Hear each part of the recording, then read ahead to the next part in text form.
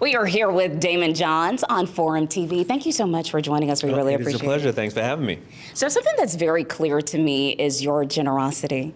You give not only with your wallet, but with your expertise and information. You might be influencing someone at home reading one of your books.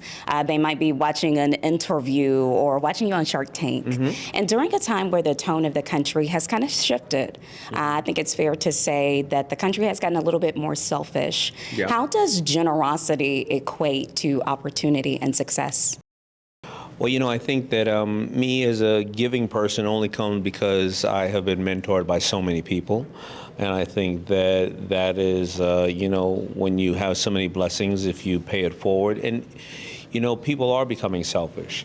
But, you know, none of us want to feel like when we are working with people, it's a one-sided relationship. So what I find is the more generous you are, and even when people are selfish, they go, wait a minute.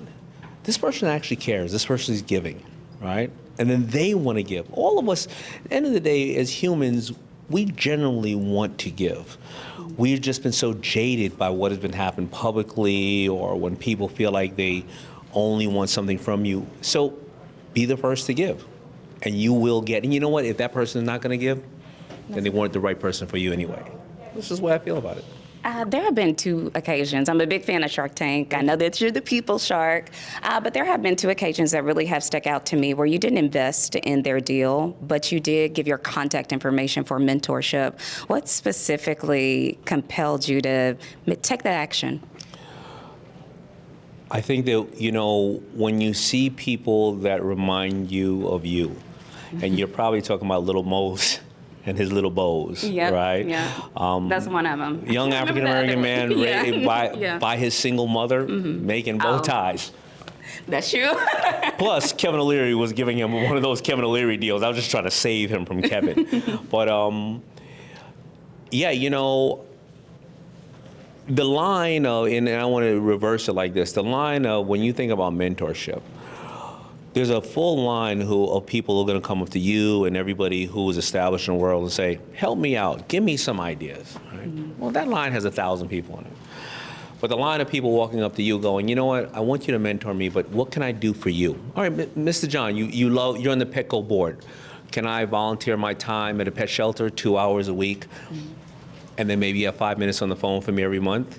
That line has 4 people on it, right?